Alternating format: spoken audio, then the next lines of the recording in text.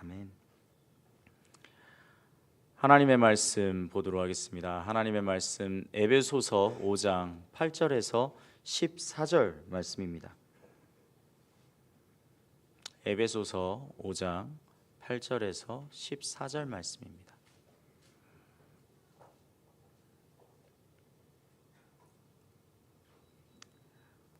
제가 먼저 읽고 마지막은 합독해서 읽도록 하겠습니다. 너희가 전에는 어둠이더니 이제는 주 안에서 빛이라. 빛의 자녀들처럼 행하라. 빛의 열매는 모든 착함과 의로움과 진실함에 있느니라. 주를 기쁘시게 할 것이 무엇인가 시험하여 보라. 너희는 열매 없는 어둠의 일에 참여하지 말고 도리어 책망하라. 그들이 은밀히 행하는 것들은 말하기도 부끄러운 것들이라. 그러나 책망을 받는 모든 것은 며칠 반 드러나나니 드러나는 것마다 빛이니라. 다 같이 읽겠습니다. 그러므로 이르시기를 잠자는 자여 깨어서 죽은 자들 가운데서 일어나라. 그리스도께서 너에게 비추이시라 하셨느니라. 아멘. 이것은 살아계신 주님의 말씀입니다. 아멘.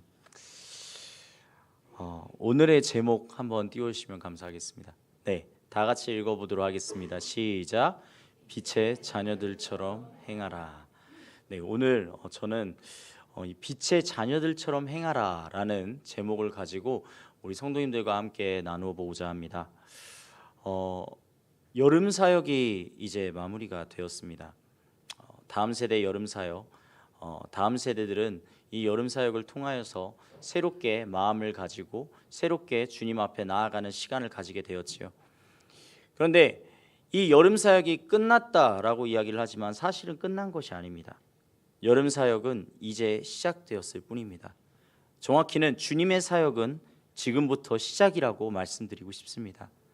주님께서 이 서천중앙교회에 행하실 놀라운 일들을 기대하며 우리 모두가 기도하며 나아가야 될 줄로 믿습니다. 그런 의미에서 우리 다 같이 오늘의 본문 말씀 에베소서 5장 8절을 다시 한번 읽어보도록 하겠습니다. 시작.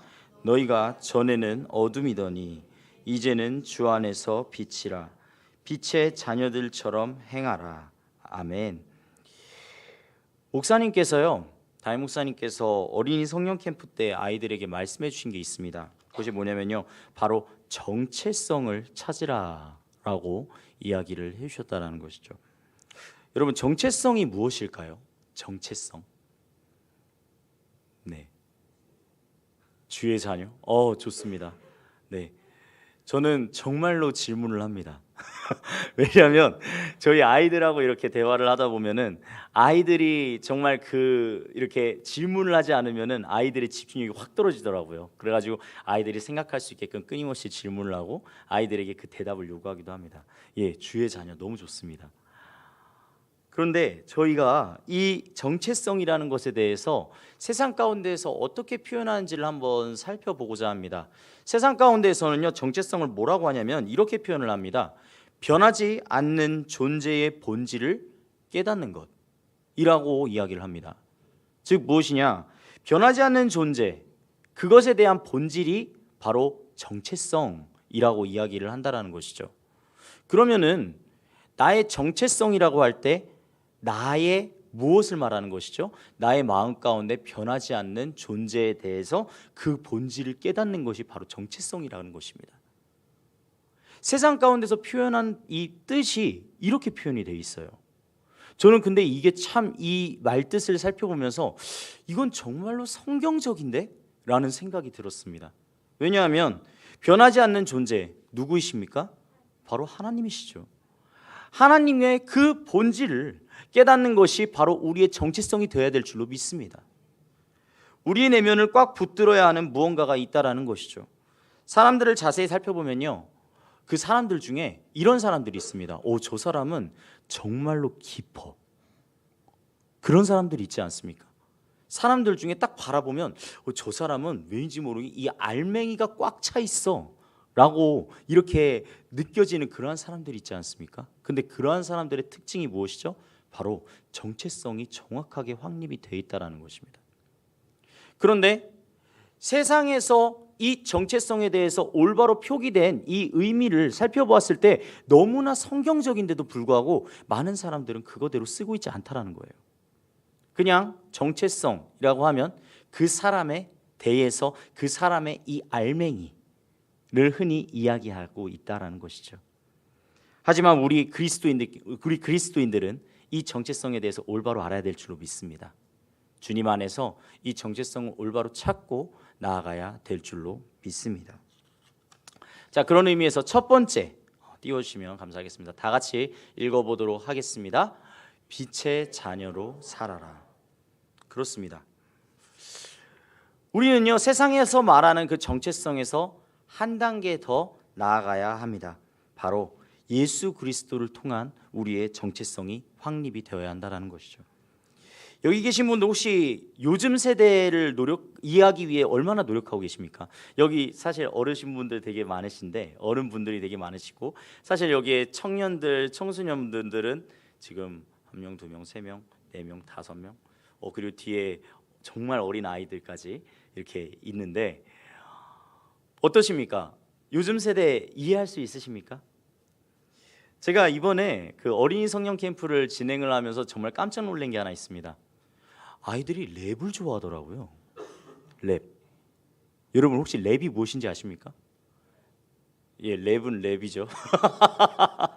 요즘 세대한테 랩이 무엇이냐 그러면 랩은 랩이죠. 전도사님 무슨 말씀하시는 거예요? 이렇게 이야기하는데, 네, 정확하게 랩은 정말 이렇게 말을 문장을 마치 이렇게 읊조리듯이 뚜루루루루루 이야기하면서 거기에 이렇게 리듬을 넣는 그런 것을 바로 랩이라고 합니다. 그런데 제가 이 랩을 이야기하는 이유가 무엇이냐면 이번에 어린이 성령 캠프 때 랩을 한 거 알고 계십니까? 제가 랩을 한 게 아니고요. 이번에 찬양 중에서 랩이 있었습니다. 무엇이냐면 제목도 그 이름하여 나는야 예수쟁이라는 제목을 가지고 있습니다. 지금 벌써 청소년분들하고 청년분들은 얼굴 표정이 심상치가 않아요. 저 앞에 있는 전도사님 분명히 랩할 거야. 맞습니다. 저는 랩을 할 겁니다. 양동근이라는 사람이 이 예수쟁이라는 이 이름을 처음으로 이 곡을 만들었는데 이 곡이 어떻게 되어 있냐면요. 한번 잘 들어보시기 바랍니다. 네, 이렇게 되어 있습니다. 나는야 예수쟁이 사람들이 내게 손가락질해도 상관없어. 나는 신경 안 써. 그것이 바로 내 정체성. 나는야 예수쟁이 사람들이 내게 손가락질해도 상관없어. 나는 신경 안 써. 그것이 바로 내 정체성. 이거를 계속 반복하는 것입니다. 이게 예수쟁이라는 이 랩의 가사입니다. 이렇게 재밌게 표현하였지만 여기는 정말 확실한 한 가지가 있어요. 이 세상이 아무리 손가락질해도 나는 상관없어 신경 안 쓴다는 것입니다. 그 예수님께 온전히 속해져 있는 것이 바로 나의 정체성이라고 여기서 말하고 있습니다. 우리의 정체성은요, 예수님을 통해서 세워져야 할 줄로 믿습니다. 오늘 본문 말씀 8절에서 분명하게 말하고 있습니다. 전에는 어둠이었다고요. 네, 맞습니다. 예수님이 없는 이 중심이 얼마나 텅 빈 어둠인지 여러분들 알고 계십니까? 우리의 영은요 죽었었다는 사실을 분명히 알아야 됩니다. 우리가요 죄를 지은 그 순간 하나님께서 말씀하신 대로 우리의 영은 죽었습니다. 그런데요 이 죽은 이 텅 빈 이 어둠 이곳에 얼마나 많은 사람들이 얼마나 많은 것으로 여러 가지를 채우려고 하는지 알고 계십니까? 정말 여러 가지로 채우려고 합니다. 어떻게든 이 어둠을 채울 수 있다라고 생각을 해서 계속해서 끊임없이 이 어둠 가운데 별의별 것을 다 채웁니다. 대표적인 게 무엇이 있을까요? 네, 가장 대표적으로는 돈이라고 할 수 있겠죠. 돈만 있으면 이 어둠이 채워질 줄로 생각하였습니다. 그런데 돈 많은 사람들 중에 자신의 목숨을 끊는 사람들도 많다는 사실을 여러분들은 아셔야 될 겁니다. 돈이 전부가 아닙니다. 그럼 명예, 권력 이런 것들이 채워질 수 있을까요? 아니요. 이 어둠은요 너무나도 그 깊이가 깊어서 아무리 채우고 채워도 그것이 채워지지가 않는다는 것입니다. 왜요? 이 어둠은요 끝없는 어둠, 어둠으로 이루어져 있기 때문입니다. 결국 예수님이 없는 삶은 무엇일까요? 바로 어둠이라는 것입니다. 그런데요, 주 안에서 오늘의 말씀을 자세히 살펴보십시오. 8절에 보면 뭐라고 되어 있습니까? 주 안에서 빛이라. 주 안에서 빛이라. 주 안에서 빛이라고 말씀하십니다. 어둠을요 채우려는 것이 아니라요, 어둠을요 몰아내는 것입니다. 어둠을요 더 이상 이곳 가운데 어둠을 들이우는 것이 아니라 이곳 가운데 무엇을 넣어요? 바로 빛을 넣는 것입니다. 예수 그리스도를 믿는다는 것은 바로 그러한 것입니다. 예수 그리스도를 믿는다는 것은 바로 빛으로 우리의 마음을 가득히 채워 넣는 것입니다. 그것이 바로 우리가 태초에 하나님께서 우리를 만드셨을 때 창조된 모습이었으며, 그리고 그 모습이 회복되어진 것이 바로 예수 그리스도를 통한 회복된 우리의 모습인 줄로 믿습니다. 그것을 통하여서 우리는 그들을 뭐라고 불러요? 바로 오늘 나오는 빛의 자녀들이라고 이야기를 하는 것입니다. 주 안에서 빛이라. 빛의 자녀들처럼 행하라. 따라해 봅시다. 주 안에서 우린 빛이다. 그렇습니다. 그리고 우리는 변화되는 것입니다. 빛의 자녀들임을 기억하고 그리고 그것을 행해야 한다라는 것입니다. 만약 빛의 자녀들이라고 하였는데 그 어두움에 잠식되어 있는 모습과 별반 다르지가 않다면 그것은 빛의 자녀라고 할 수가 없습니다. 그럼 여기서 이 질문이 들어가야 되겠습니다. 두 번째 띄워주시면 감사하겠습니다. 다 같이 읽어보겠습니다. 시작. 빛의 자녀는 어떻게 살까? 빛의 자녀는 어떻게 살 수 있을까요? 오늘의 본문 말씀 중 9절 다시 한번 읽어보도록 하겠습니다. 시작.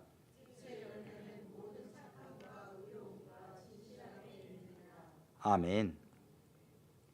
에베소서 5장 9절에는 분명히 기록되어 있습니다. 빛의 열매는 모든 착함과 의로움과 진실함에 있다 라고 말이죠.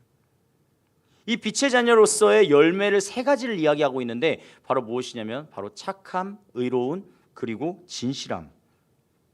그 중에 먼저 첫 번째 보도록 하겠습니다. 다 같이 읽어보겠습니다. 제가 참함이라고 했나요? 네, 착함입니다. 다시 한번 우리 다 같이 읽어보도록 하겠습니다. 시작. 착함, 선함. 네, 그렇습니다. 먼저 착한 것이 무엇일까요? 사실 제가 예전에 정말 많이 들었던 말 중에 하나가 무엇이냐면은 바로 순진하다는 말입니다. 순진하다. 여기 지금 갑자기 웃으시는 분들도 있는데 아직도 이 그 순진하다라는 그 이 프레임이 제 모습 사이에서 아직까지 있는 것 같습니다. 그런데 제가 이 말을 좋아했을까요? 싫어했을까요? 오, 네, 맞습니다. 싫어했습니다. 왜냐하면 순진하다는 말과 비슷한 말이 혹시 무엇인지 알고 계십니까? 더 좋은 말이 하나 있습니다. 그게 뭐냐면 바로 순수하다는 말입니다. 순수하다. 순수하다. 순수하다는 말을 딱 들으면요, 어떤 느낌일까요? 정말 맑고 티 없고 막 되게 깨끗할 것 같은 그런 느낌이지 않습니까? 그런데 순진하다라고 하면 뭔가 살짝 거기에 그 깨끗함 뭐 그런 거 안에 살짝 바보스러움이 섞여 있는 느낌입니다. 그렇죠? 예. 다른 사람들이 저에 대해서 말할 때 순진하다고 하는 것입니다. 아니, 제가 바보도 아니고 그 말이 무슨 의미인지 아는데 순진하다고 이야기를 하는 거예요. 그래서 마냥 좋아할 수가 없었어요. 그런데 이것에 대해서 제 친구한테 털어놓은 적이 있습니다. 그랬더니 그 친구가 했던 말이 아직도 기억에 남아요. 그 친구가 뭐라 그랬냐면 이렇게 이야기를 하는 거예요. 야, 근데 사람들은 순진하다고 하면 비웃을지는 모르겠는데 야, 주님께서는 되게 좋아하실 것 같지 않냐? 바보 같아도 한결같이 주님만 바라보잖아.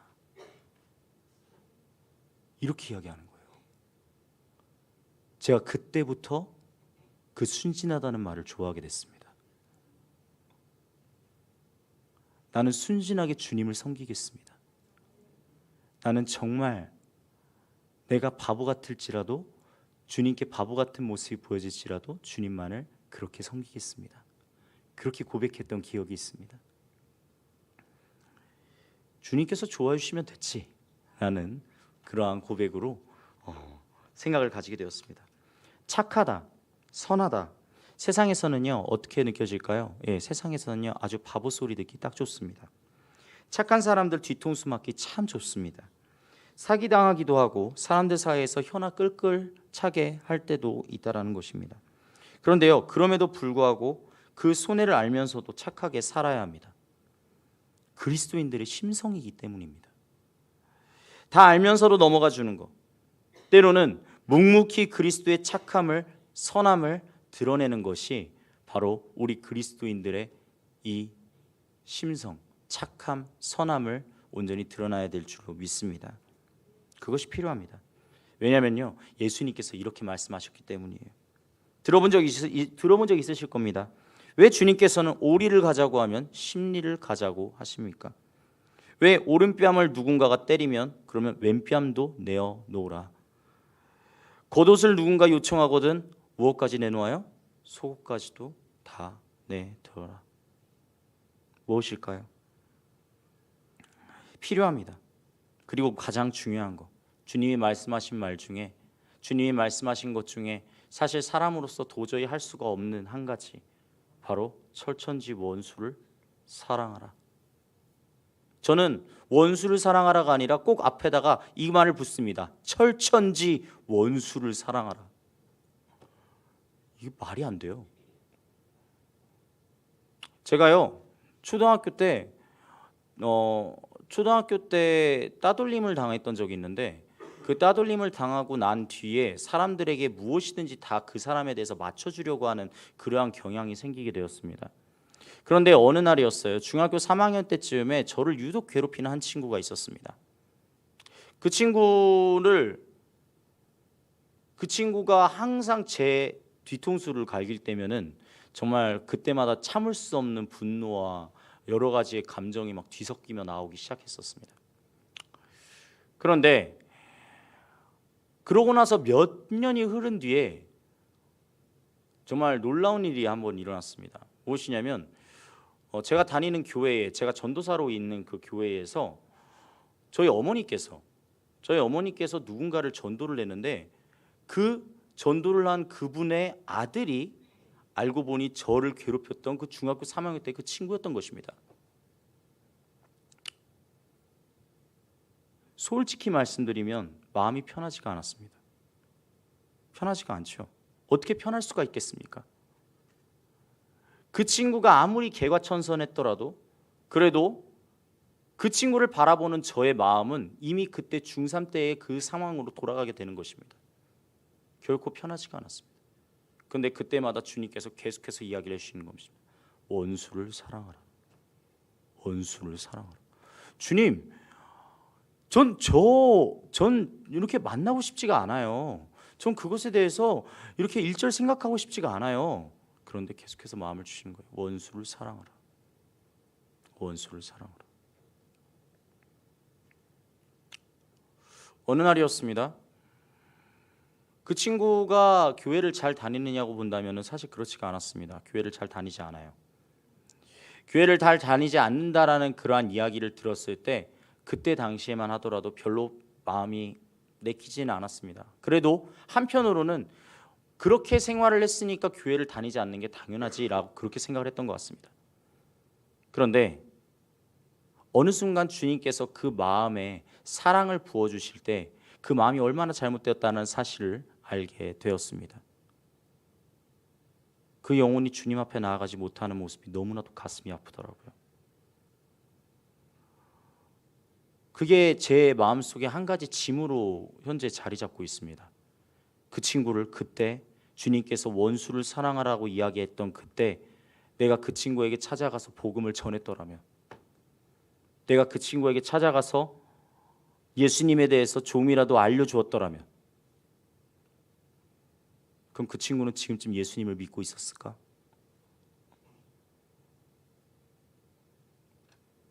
세상 사람들은 이런 제 이야기를 듣고는 그렇게 말합니다. 아니, 그렇게 괴롭히고 그렇게 못 살게 굴었으면 그렇게 된 게 어떻게 보면 꼴 좋은 거 아니야? 꼴도 보기 싫었는데 교회에서는 이제 볼 수 없잖아. 얼마나 좋아. 그런데요, 그건 세상 사람들의 관점이에요. 우리들이 생각해야 될 것은 사람의 생각이 아닙니다. 우리들은 무엇을 향해 나아가야 돼요? 주님의 생각을 가지고 나아가야 될 줄로 믿습니다. 주님 앞에 나아가야 돼요. 주님의 마음을 헤아려야 돼요. 주님께서 그 영혼을 어떻게 생각하시는지를 바라보고 나아가야 될 줄로 믿습니다. 그렇기 때문에 착함과 선함이 끊임없이 있어야 된다라는 것입니다.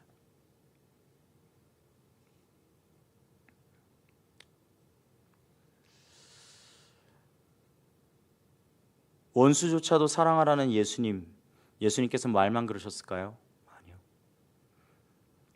예수님께서는 십자가에 달려 죽으실 때 불과 며칠 전, 한 일주일도 안 돼요. 일주일도 안 되는 그 시간 가운데 마음이 횟가닥 바뀌어버린 그 자기의 백성들을 바라보며 하나님 아버지께 십자가 위에서 그렇게 이야기하죠. 아버지, 저들의 죄를 용서해 주시옵소서. 저들은 아무것도 알지 못하나이다.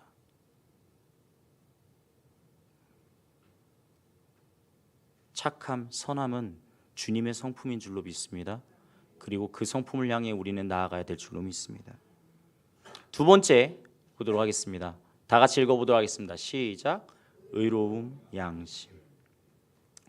의로움은요, 불의가 없다라는 것이에요. 사람으로서 지켜야 할 도리가 말한다고 하는 것이죠. 도리를 말하는 것이죠. 그렇기에 그리스도인들이 양심이 없다는 말은 어떤 말일까요? 예, 언행이 불일치하다는 거예요.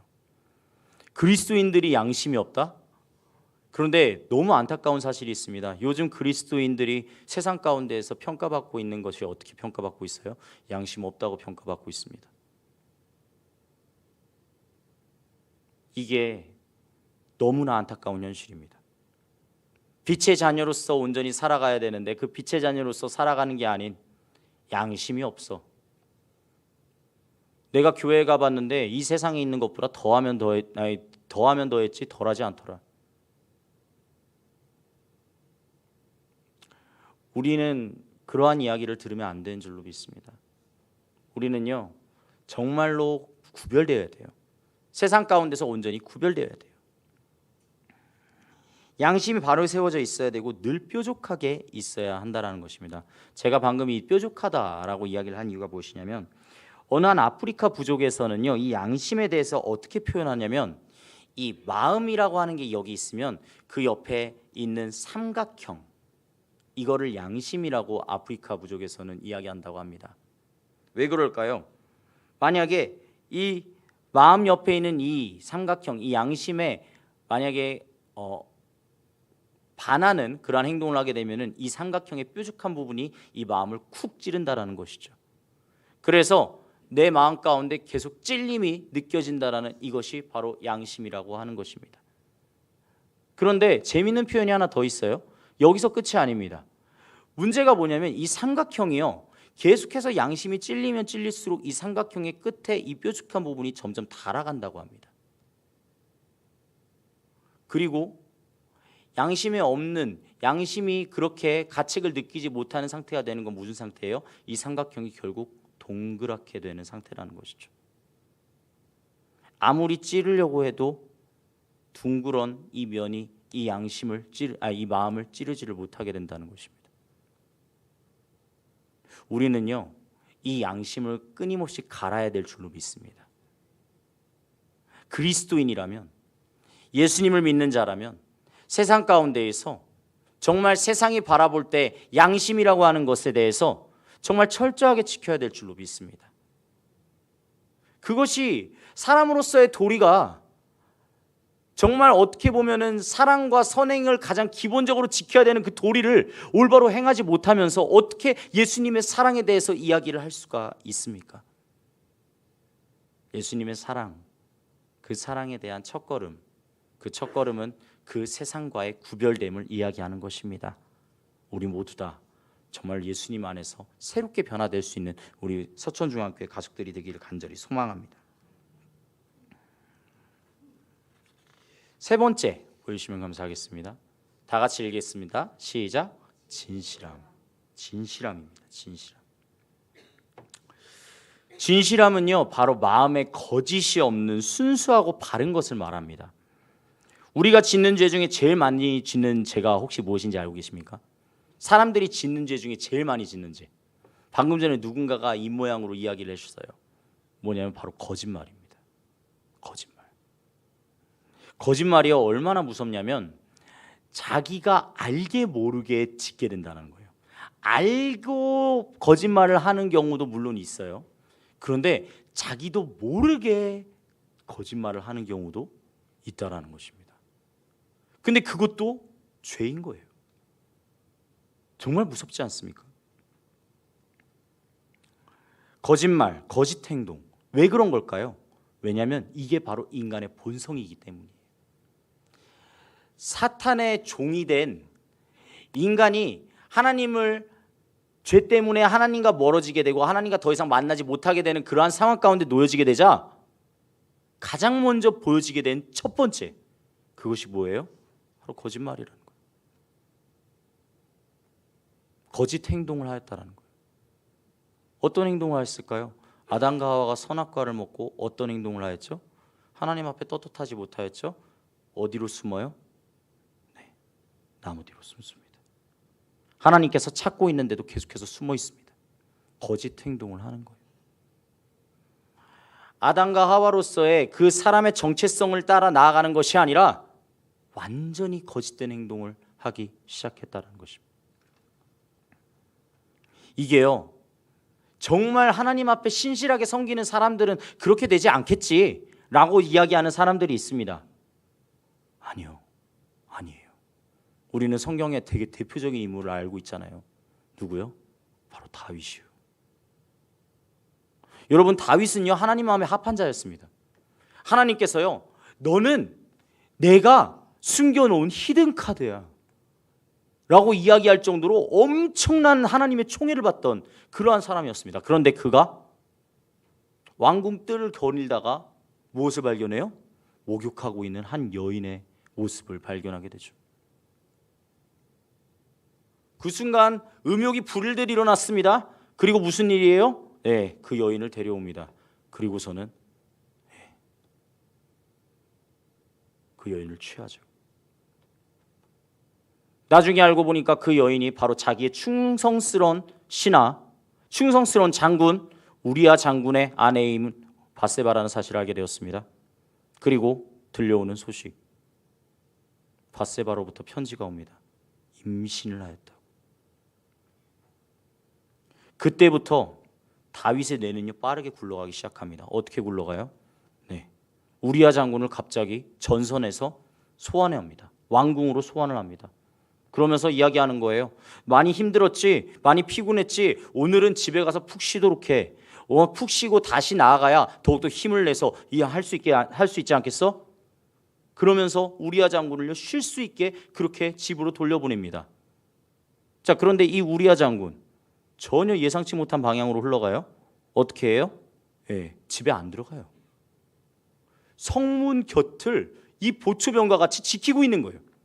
다음날 아침이 됐습니다. 다윗이 바라봤는데 성문 곁에서 보초병들과 같이 지키고 있습니다. 왜 집에 들어가지 않았느냐 그러자 이 우리아 장군이 하는 말, 여기 있는 모든 병사들은 다 지금 전쟁에 나가서 싸우고 있는데 저 혼자서 편하게 있을 수 없지 않겠습니까?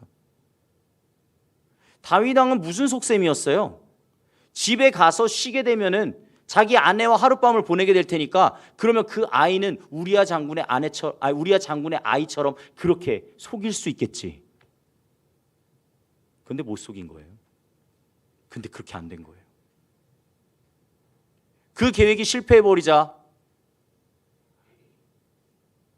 여러분, 다윗은 돌이킬 수 있는 기회가 얼마든지 있었습니다.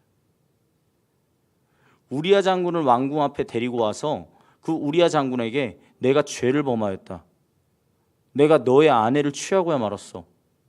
내가 하나님께 범죄하였도다. 이러면서 그때 솔직하게 말할 수도 있었고, 그리고 밧세바가 임신을 하였다는 그걸 얘기를 듣고 그 부분에 대해서 자신이 책임을 지는 모습을 보일 수도 있었습니다. 근데 그러지 않고 있다는 거예요. 계속해서 거짓말. 그런데 거짓말의 특징은 무엇이죠? 거짓말이 거짓말을 낳게 되는 거예요. 결국 무슨 일이 일어납니까? 편지를 씁니다. 총사령관에게 이 편지를 갖다 주라. 우리아 장군에게 명해요. 그러면서 우리아 장군이 그 편지를 갖다 줘요. 총사령관이 그걸 봤어요. 뭐라고 써져 있어요? 이 편지를 가져온 자에게 최전선으로 보냈을 때 일제히 병사들을 물리게 하라. 무슨 말이에요? 죽이라는 거예요. 미필적 고의 살인을 저지른 겁니다.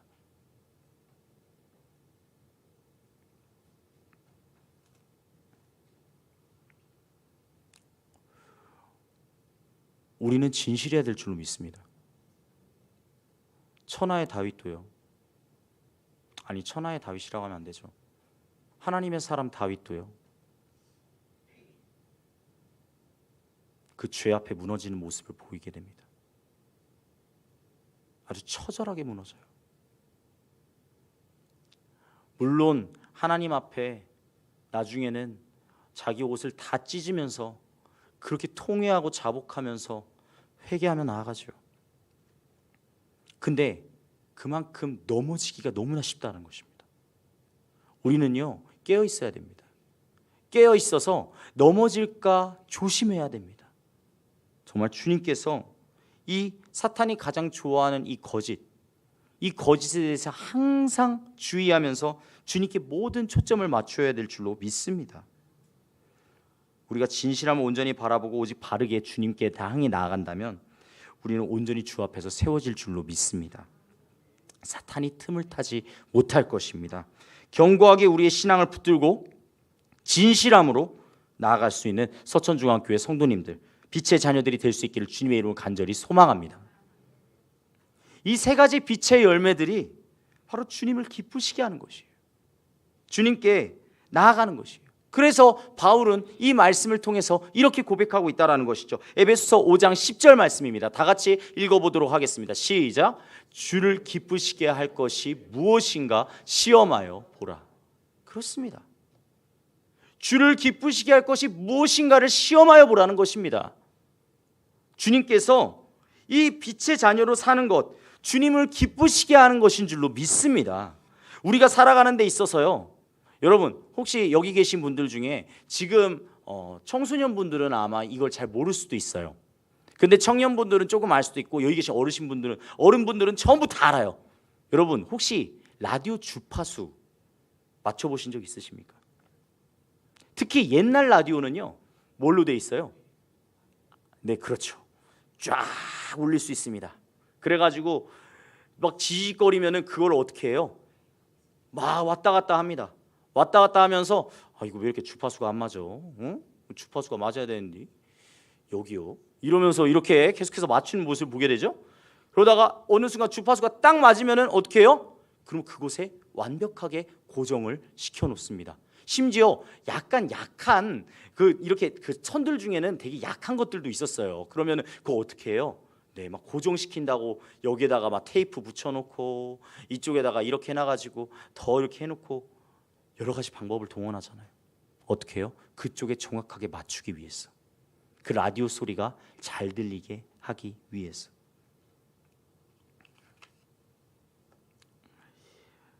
제가 왜 이 이야기를 하냐면, 우리는 영적으로 주님과 주파수를 맞춰야 될 줄로 믿습니다. 라디오 주파수 맞추기, 그것만큼이나 우리가 주님과 영적으로 주파수를 맞춘다면요, 그러면 우리는 주님께서 원하시는 삶 가운데로, 주님께서 간절히 원하시는 그 삶 가운데로 온전히 나아가게 될 줄로 믿습니다. 우리의 마음에 혹여나 주님과 영적으로 맞추고 있는 것이 아니라 세상의 다른 것에 주파수를 맞추고 있지는 않습니까? 그러면요, 그걸 내려놓고요, 그 주파수는 지워버리고요, 오직 주님과 그 주님이라는 그 채널 하나만 딱 맞출 수 있기를 주님의 이름으로 간절히 축복합니다. 주님이 기뻐하실 것이 무엇인가를 생각하는 것, 그것이 바로 주님을 향한 나의 주파수, 주님과 함께 그 주파수를 맞추는 일입니다. 항상 주님을 기쁘시게 하는 것을 생각하는 사람이 우리 서천중앙 모든 성도님들이 되시기를 주님의 이름으로 간절히 소망합니다. 그렇다면 우리가 이렇게 빛의 자녀들로 살아가는 데 있어 이제 그 어떠한 방해도 힘듦도 없이 빛으로만 적용될 수 있으면 얼마나 좋겠습니까? 근데 그렇지가 않다는 거예요.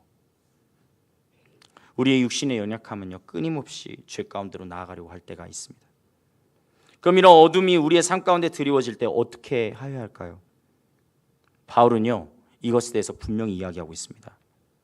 어두움의 일에 참여하지 말라고 말이죠. 어둠의 일에 참여한다는 것은 그 마음이 어둠을 향해 쏟아지고 나아가진다는 의미입니다. 그러면 어둠의 일이란 무엇일까요? 우리가 오늘 읽은 본문 앞에 4장 25절 이하에 나오는 것들이 바로 그 어둠의 일들입니다. 제가 말씀드리도록 하겠습니다. 거짓된 것, 분을 내는 것, 도적질하는 것, 더러운 말, 모든 악독과 노함과 분냄과 떠드는 것과 비방하는 것, 모든 악의, 또 5장 3절에서부터 5절에 나오는 음행과 온갖 더러운 것과 탐욕, 누추함과 어리석은 말이나 희롱의 말, 음행, 더러운 것, 탐욕이 어둠의 일이라고 말하고 있습니다. 바로 이런 어둠의 일에 참여하는 자가 되지 말라고 하는 것입니다. 더 나아가서 이 참여하는 것에 끝나는 것이 아니라 더 나아가서 어떻게 하라 그래요? 책망하라. 그 어두운 일에 참여하지 말고 도리어 그 어둠의 일을 책망하라. 책망하라고 이야기하고 있습니다. 그러면 우리가 어떻게 어둠의 일을 책망할 수 있을까요? 우리는 너무나 연약한데 말이죠. 우리는 너무나도 쉽게 무너지는데 말이죠. 그런데 어떻게 하면 그 어둠의 일들에 대해서 그것을 책망함으로 그것에 대해서 말할 수 있을 것인가? 바로 첫 번째로요, 우리는 빛된 삶을 사는 것입니다. 세상 사람들은요, 속이며 살더라도 우리는 정직하게 살아야 될 줄로 믿습니다. 다른 사람들이요, 악하게 말하더라도 우리는 정직하게 말해야 될 줄로 믿습니다. 다른 사람들이 거짓말을 해도 우리는 진실되게 말해야 될 줄로 믿습니다. 세상 사람들이 더 이상 부패하면 부패할수록 우리는요, 더욱더 깨끗하게 살아야 될 줄로 믿습니다. 근데요, 이게 사실 말이 쉽지 정말 어려워요.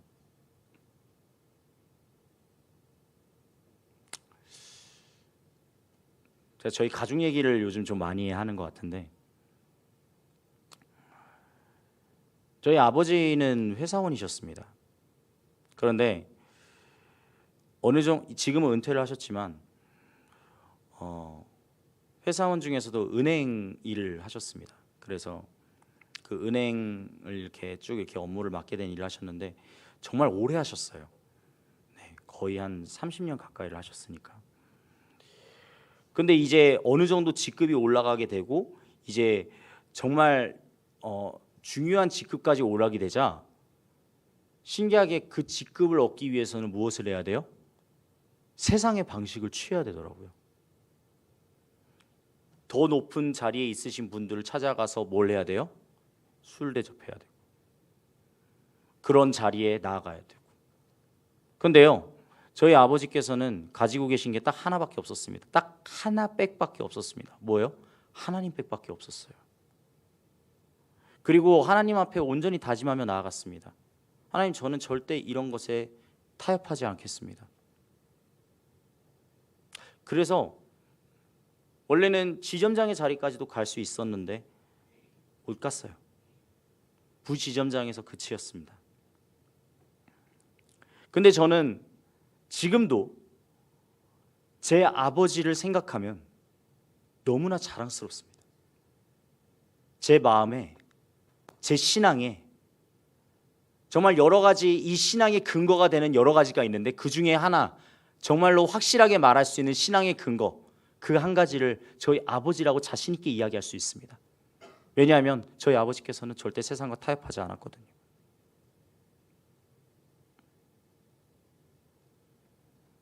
믿음의 사람은 그래야 될 줄로 믿습니다. 세상과 타협하지 않는 것, 세상 가운데 나아가지 않는 것, 오직 주님만을 바라보고 주님의 그 은혜 가운데로 나아가는 것.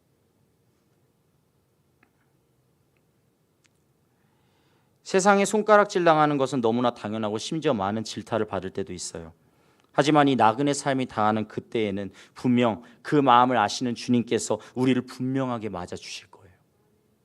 경건하게 사는 것, 거룩하게 사는 것, 우리는요 빛의 사람들 앞에 온전히 빛을요 비추게 하여서요 하나님께 영광을 돌리게 하고, 그리고 빛의 자녀들이 그 영광을 하나님께 온전히 올려드리는 그러한 놀라운 일을 보여줘야 될 줄로 믿습니다. 두 번째로요, 우리는 직접적인 방법으로 어둠의 일을 책망할 수 있습니다. 때로는요 이 가만히 있는 것이, 이것에 대해서 이야기를 하지 않는 것이 어둠의 일을 더 키우는 경우가 많더라고요. 어둠은요 점점 증식해요. 어둠은 점점 늘어나요. 그렇기 때문에 지금 이 세대가 예전 세대보다 훨씬 더 악하다라고 하는 이유가 바로 여기에 있습니다. 어둠은 끊임없이 악한 모습 가운데로 나아가신다는 것이죠. 그래서 때로는요 우리가 그것에 대해서 분명하게 이야기를 할 수 있어야 됩니다. 잘못된 것은 잘못되었다고 이야기를 해야 될 것입니다. 자녀들이 잘못할 때 그 잘못에 대해서 지적을 해줄 수 있어야 됩니다. 왜 요즘 세대의 아이들에게는 지적을 하지 못하는 세대가 돼버린 것입니까? 아니요, 안 됩니다. 성경 말씀에 분명히 기록되어 있습니다. 내 자녀에게 채찍을 들라고 말이죠. 내 자녀에게 매를 들라고 말이죠. 훈계는 분명히 필요하다고 분명하게 기록되어 있습니다. 그런데 그것에 대해서, 어둠의 일들에 대해서 일어나고 있는데 그것을 그냥 묵과하고 있다는 것은, 그것은 말이 안 됩니다. 분명히 책망할 수 있어야 된다는 것입니다. 잘못된 것을 가르쳐야 합니다. 물론 우리가 말하려면 그것에 대해서 정확하게 알아야 되죠. 내가 그것에 대해 올바로 알지 못하고 혹여나 그 지적하는 것에 내가 떳떳하지 못하면 어떻게 돼요? 결국 빛의 자녀로서의 그 외치는 선포의 힘을 잃게 된다는 거예요. 그러면 어떻게 해야 될까요? 우리가 책망하기 앞서서 먼저 어떻게 해야 되는 것이죠? 바로 빛의 자녀들로서 그 빛을 온전히 드러낼 줄 알아야 된다는 것입니다. 저는 제가 지금 살고 있는 삶은 빛이 아닌 것 같은데요. 아직 어둠인 것 같은데요. 그러면요, 오늘 이 시간 온전히 다짐하며 나아갈 수 있기를 바랍니다. 우리가 이전에는 어둠이었으나 지금은 빛이기에 빛의 열매를 맺어야 할 줄로 믿습니다. 그리고 그렇게 빛으로 나아가기를 선포하는, 그렇게 빛으로 나아가기를 소망하는 그러한 자들에게는 예수님께서, 하나님께서, 성령님께서 함께 하시고 돌보심으로 빛의 자녀들로 온전히 세워주심을 믿습니다. 어떤 목사님께서요 예수님과 우리의 관계를 이렇게 말하였다고 해요. 예수님이 빛된 것은 마치 어떤 것이냐면 태양과도 같다. 그러나 우리가 빛된 것은 무엇인가? 바로 달이다. 태양은 어떠한가요? 스스로 빛을 냅니다. 그 태양을 통하여서 그 빛이요 계속해서 뿜어져 나가죠. 그런데요 달은 어떠한가요? 달은 태양이 없으면 절대 빛을 낼 수가 없습니다. 우리는 그러한 존재입니다. 예수 그리스도가 아니면 절대 그 빛을 낼 수가 없습니다. 하나님 앞에 온전히 나아가지 않으면 절대 그 빛을 소유할 수가 없습니다. 그렇기 때문에 우리는 예수 그리스도를 온전히 붙들어야 될 줄로 믿습니다. 빛이신 그리스도, 빛이신 예수 그리스도만이 우리의 참 빛이 되시고 우리가 빛의 자녀들로 온전히 만들어주시는 분임을 믿습니다. 주 안에서 빛이 되었을 때, 이전에는 어둠이었으나 믿음으로 주 안에서 빛이 되었을 때, 그 빛을 통하여서 이 세상 가운데 온전히 빛으로 그 밝게 떠있는 보름달처럼 우리가 바로 그 빛을 온전히 비추는 줄로 믿습니다. 이 빛을 가지고 세상을 비추며 나아가십시오. 빛의 열매를 맺으시길 바랍니다. 모든 착함과 의로움과 진실함으로 열매를 맺으시길 바랍니다. 그리하여서 세상의 어둠의 일에 참여하지 않을 뿐만 아니라 어둠을 책망할 수 있는 충분한 빛을 낼 수 있어야 된다는 것입니다.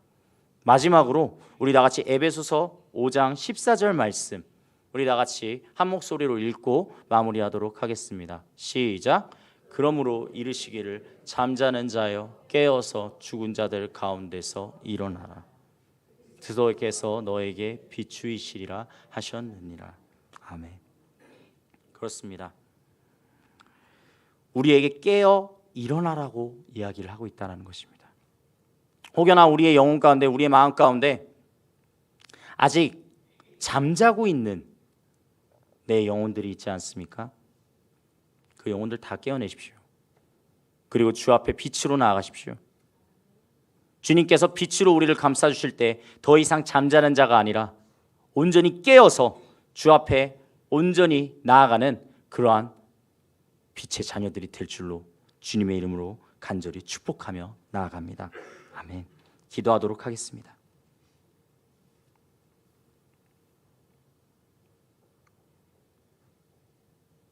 이 시간 우리 다 같이 찬송함으로 나아가기를 원하는데요. 네. 순간 새벽 예배와 헷갈렸습니다. 교회여 일어나라. 우리 다 같이 찬양함으로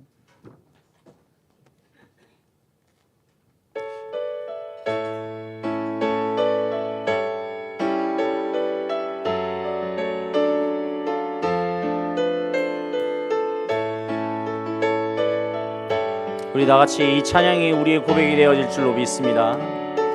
교회여 일어나라. 교회여 일어나라. 주께서 부르시니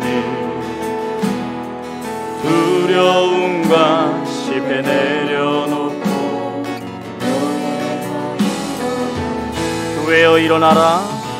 교회여 일어나라. 주께서 보내시니 우릴 부르신 삶의 자리에서 교회여 일어나라. 우린 세상의 빛 하나님의 편지 주의 교회 통해 세상의 주를 보리라. 일어나라. 아버지 사랑으로 아버지 능력으로 서로 하나 되어 그 빛을 비추라. 노래하라. 아버지의 사랑을 아버지의 크심을 이 삶의 노래로 주님을 나타내라. 일어나라. 우리 시간 한 번 더 고백하기를 원합니다. 교회여 일어나라. 교회여 일어나라. 주께서 부르시니 두려움과 실패 내려놓고 교회여 일어나라. 교회여 일어나라. 주께서 보내시니 우릴 부르신 삶의 자리에서 교회여 일어나. 우린 세상의 빛, 우린 세상의 빛, 어둠을 밝히는 하나님의 편지 주를 나타내는 주의 교회 통해 우릴 통 세상이 주를 보리라. 일어나라. 일어나라. 아버지의 사랑으로 아버지 능력으로 서로 하나 되어 그 빛을 비추라. 노래하라. 아버지의 사랑을 아버지의 크심을 이 삶의 노래로 주님을 나타내. 일어나라. 일어나라. 아버지 사랑으로 아버지 능력으로 서로 같이 손 높이 들고 노래하라. 하라 아버지의 사랑을,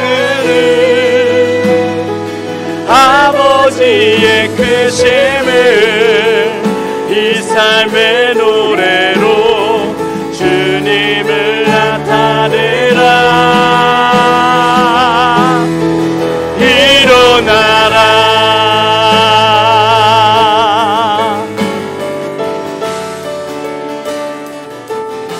우리 시간 기도하며 나아가기를 원합니다. 주여, 우리가 세상에 온전히 주님의 빛을 가득히 나타내게 하여 주시옵소서. 우리가 빛이 되게 하여 주시옵소서. 우리가 예수 그리스도를 통하여 우리의 마음 가운데 더 이상 어둠이 드리워지는 것이 아니라 주님 안에서 빛이 되어지고 빛의 자녀가 될 수 있도록 주님 역사하여 주시옵소서. 우리 다 같이 주여 세 번 힘있게 부르고 기도하기를 원합니다. 주여, 주여, 주여. 아버지 인도하시옵소서. 주님 안에서 아버지 온전히 변화되어지는 놀라운 은혜의 시간을 경험케 하여 주시옵소서. 주님을 바라봅니다. 주님을 얻어 바라봅니다. 주님의 말씀 가운데 온전히 부르짖며 나아갈 수 있기를 간절히 원합니다. 아버지, 정말 주님만 아버지 내 안에 온전히 아버지 빛으로 비춰주시오. 오직 주님을 향한 고백으로 온전히 부르짖며 나아가는 시간이 될 수 있도록 역사하여 주시옵소서. 주님 안에서 우리가 정말 빛으로 아버지 온전히 전하며 나아갈 수 있게 하여 주시옵소서. 아버지, 오직 주님에게 사랑해, 오직 주님에게 능력이 아버지 우리의 마음 가운데 아버지 온전한 공동체로 온전히 세워주시고 주 앞에 온전히 나아가시는 빛으로 온전히 이끌어 주시는 아버지 믿습니다. 아버지여 도와주시옵소서. 주여, 주님, 오직 주님 안에서 바라보며 나아가는 이 시간이 되어지게 하여 주시옵소서. 오 주여, 주님을 바라봅니다. 오 주님, 일어나라 아버지의 상으로, 아버지 능력으로 서로 하나 되어 그 빛을 비추라. 노래하라 아버지의 사랑을, 아버지의 크심을 이 삶의 노래로 주님을 나타내라. 일어나라. 하나님 아버지, 오늘 우리가 선포하며 나아갈 수 있기를 원합니다. 우리의 마음 가운데 온전히 새기며 나아갈 수 있기를 원합니다. 주님, 주님의 온전한 뜻을 이루게 하여 주시옵소서. 우리의 마음 가운데 혹여나 어둠이 조금이라도 드리워져 있다면 그 어둠을 빛으로, 예수 그리스도의 빛으로 온전히 쫓아내 주시옵소서. 아버지의 놀라우신 그 은혜와 사랑이 우리의 마음 가운데 가득히 채워 주시옵시며, 아버지 그 빛을 통하여 우리가 빛의 자녀들로 온전히 세워져서 주님 안에서 이 세상 가운데 빛으로 온전히 흩뿌리며 나아가는 그러한 우리 모두가 되게 하여 주시옵소서. 이서천중앙교회 더 이상 이곳에 안주하지 않기를 원합니다. 더 이상 이곳 가운데에서 멈춰있지 않기를 원합니다. 주님을 부르짖고 주님 앞에 더 나아갈 때 주님께서 세워주실 놀라운 은혜의 시간, 놀라운 계획하심이 이루어질 줄로 믿습니다. 주님 선포합니다. 아버지의 은혜를 간절히 구하며 나아가는 아버지, 여기 모인 모든 이들이 정말 주님의 말씀과 주님의 은혜만을 소망하며 나아가는 그러한 시간 될 수 있도록 인도하여 주시옵소서. 주께 드려진 귀한 예물이 있습니다. 주님 기뻐 받아 주시옵소서. 1,000번째 예물 박지호, 지민, 지성, 구민우, 미나, 김석윤 학생 주님 앞에 올려드렸습니다. 주님, 이 예물을 기뻐 받아 주시옵소서. 주님께 마음으로 드리고 온전히 그 입술로 시인하며 나아가는 그러한 삶으로 온전히 변화시켜 주시옵소서. 주 안에서 새로워지기를 원합니다. 주님을 바라보며 나아가는 이 삶이 더욱더 복된 삶이 되어지기를 간절히 원합니다. 주여 함께하여 주시옵소서. 감사를 드리며 사랑이 많으신 우리 주 예수 그리스도의 이름으로 기도드렸습니다. 아멘. 주기도문으로 오늘의 예배를 마치도록 하겠습니다. 하늘에 계신 우리 아버지, 아버지의 이름을 거룩하게 하시며 아버지의 나라가 오게 하시며 아버지의 뜻이 하늘에서와 같이 땅에서도 이루어지게 하소서. 오늘 우리에게 일용할 양식을 주시고 우리가 우리에게 잘못한 사람을 용서하여 준 것 같이 우리 죄를 용서하여 주시고 우리를 시험에 빠지지 않게 하시고 악에서 구하소서. 나라와 권능과 영광이 영원히 아버지의 것입니다. 아멘.